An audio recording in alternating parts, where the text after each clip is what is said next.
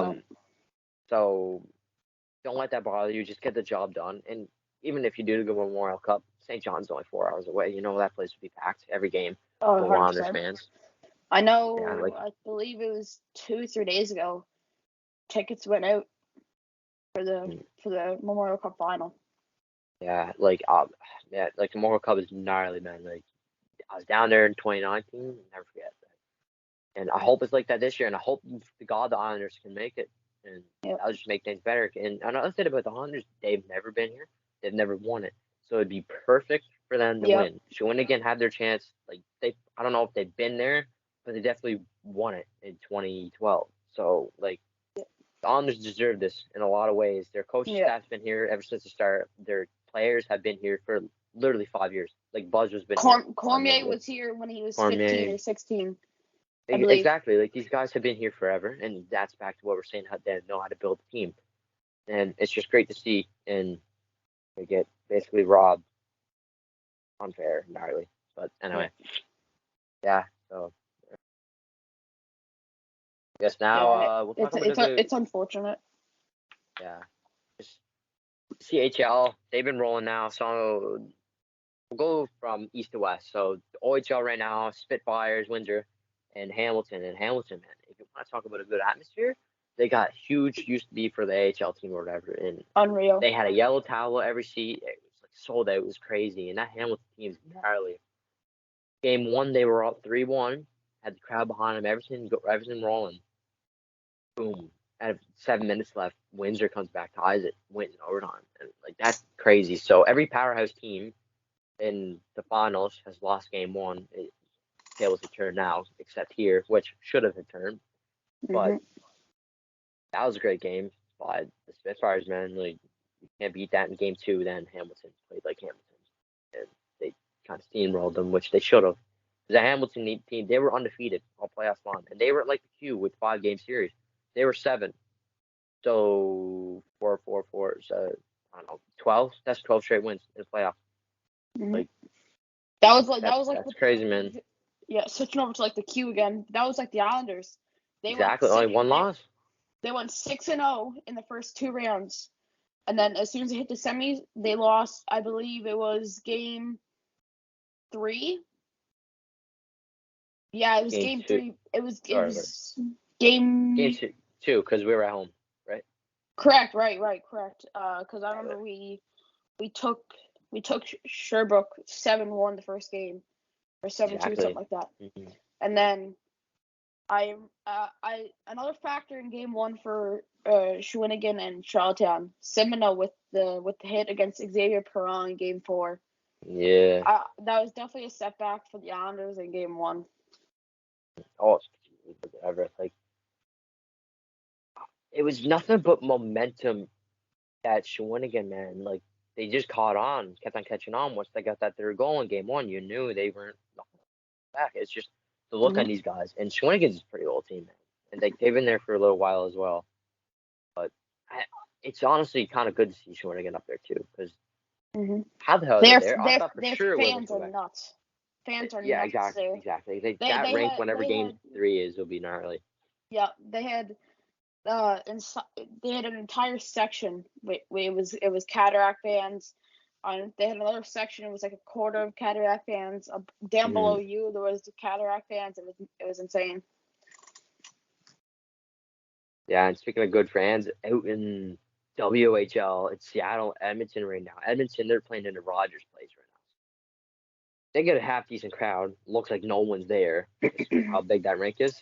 Oh yeah. Seattle, every American CHL team, their fans are nuts. I'm saying that right now. Seattle finals, they're gonna be buzzing, and I'm pretty sure that game's tonight or tomorrow night. I could be wrong, but bro, keep an eye out for that. That would be insane. And I'm pretty sure that series is tied up. The series is tied up of 1 right now too.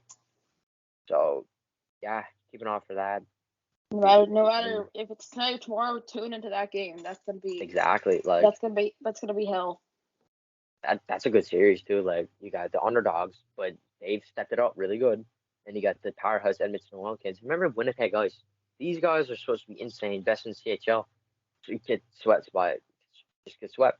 I'm wow, I couldn't believe it. But now you got the really grinders. You got the big guys who are up there now. Yeah. Kaden Guller leading the Oil Kings. Oh yeah, and they got Sebastian Cossa. They're an old team too. They got a lot of vets on there. They got neighbors. Yeah, geez, sure. It'll be scary. I guess we'll transition now to Memorial Cup predictions, and it'll be them for sure. Hamilton in the queue. I would have said Islanders be up 2-0 right now. Obviously, that's not the case for two different reasons. Not the case we wanted. No, but so for right now, I'm not going to say anything about the queue. Yeah, non-biased for right now for the queue.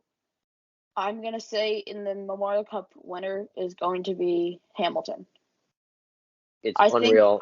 I think no matter if they take on Seattle, Edmonton, Shawinigan, Charlottetown, St. John, I feel Hamilton can get out of there and just win it all. It's just true. You can't deny it. Their goalie, everybody on the team seems like they've been there forever. It's like a junior A team. You have allowed to have 11 or 8 freaking overraters. Every guy's been there forever. They've always been there, and they're good. And they got Mason McTavish now at the second half of the season.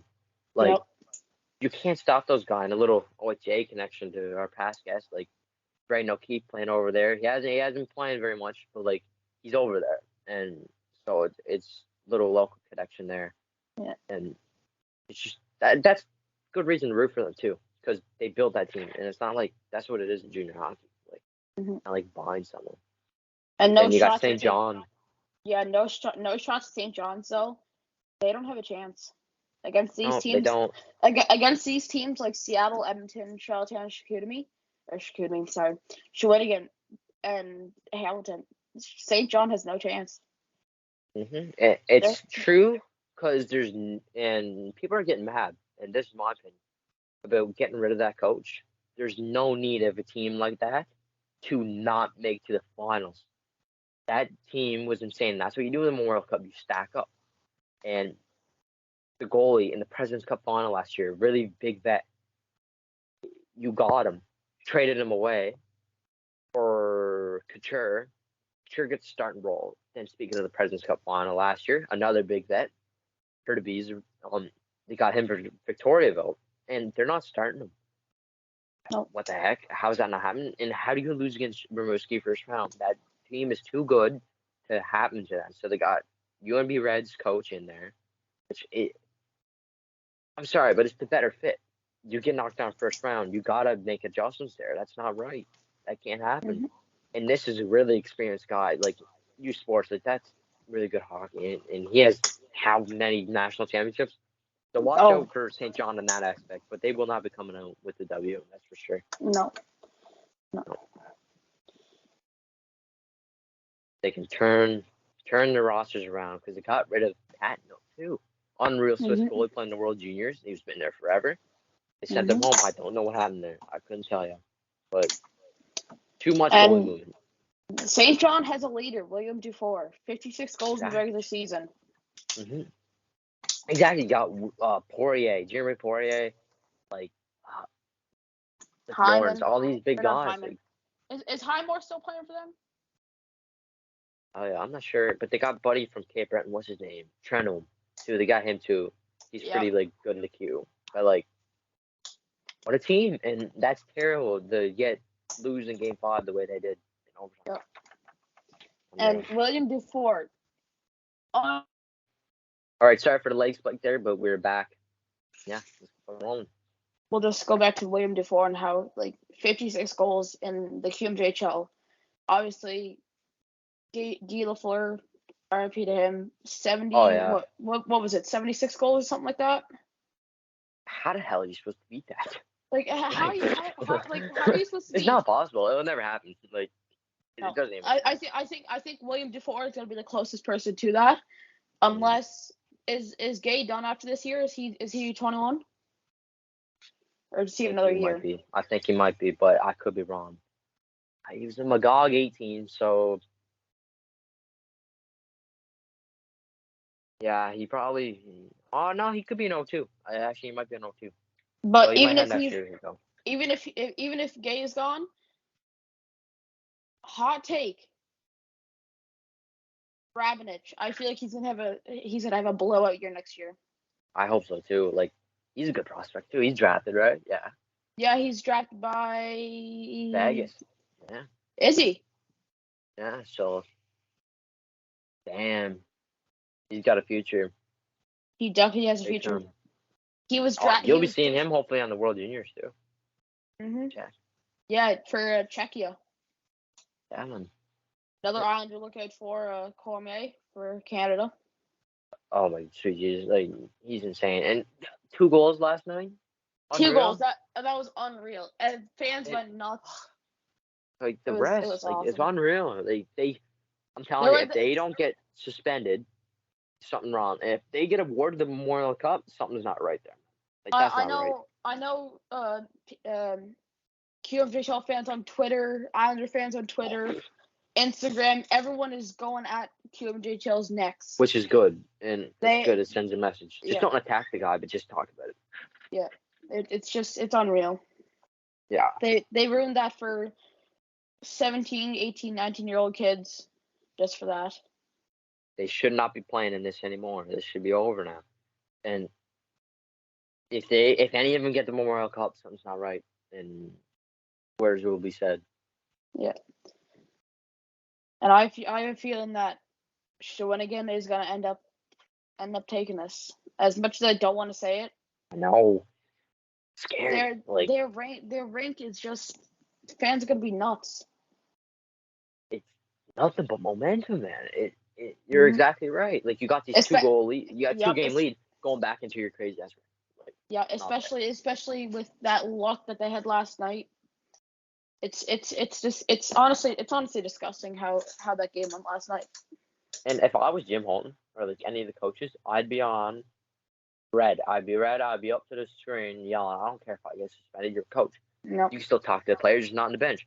Like, give it to them. You got to send a message there. Send it to the queue. Like, if it's unreal, something's got to be done. If nothing's done, protest has to be done.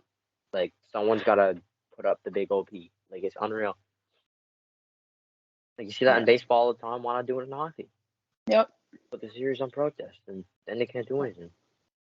Yeah. Big return. Game 1 and 2 though. Conehead. Yes, there's a good team there, man. Like, yeah. And that's exactly the fans. Like, every big fan that you know at the games, they were there. Yeah. Like, everybody, all the little kids, everybody loves Islanders. Yep. If you've been a PEI, before it was the Islanders, if you're a PEI Rock fan, you know who Conehead is and you know who Tomahawk is. Exactly. Conehead is if you guys been to Islander games, Conehead is like the more energetic hockey hat guy. Yeah, he's up all the time. Like, every goal, he's always doing like the YMCA or something like that. Yeah. He's an OG, man. He's been around forever. And he started the wave last night, dances all the time. Dancing up the games after a goal and everything. Has the big cone microphone thing. Yeah, it was good to see Robbie there again too. Like, I think he was a bit of a good luck charm to make him go far. Because as much as people might find him annoying, he gets the crowd going. Oh, he does. And he has the passion, and that's what we need right now. Yep, we need that. Yep, of all things right now. I think when the Islanders were getting out of the tunnel, when Robbie was on the mic, it was electric. Oh yeah, and speaking of tunnels, like, after the game, the players, they just slamming everything. So they should. Yep. Like, if I was a player, Lapena broke his stick over the net. Oh yeah, like, go up to the guy and yell in his face, like Jordan Benson that year, man. Oh yeah. We were talking about earlier, he's like slammed the glass, going crazy. That's just what one of them should have done. Yep. God, because if anybody's going to send a message, it's you, the player, or you, the coach. Like, and Jim Holton, after the overtime, after they tied it up, he was on the ice. He was going crazy, which is good. Oh, he was going nuts. Yep. Then in the press conference, I didn't see anything, and all the players just said, "I won't speak on it." Which, for God's sake, they're probably told that they're not allowed to say anything, which is not fair. It's a part of sports that shouldn't be a thing. Yep. You see it in MLB all the time. And if someone does that, he's probably going to get suspended. Of course, out of all guys, you get the penalty too.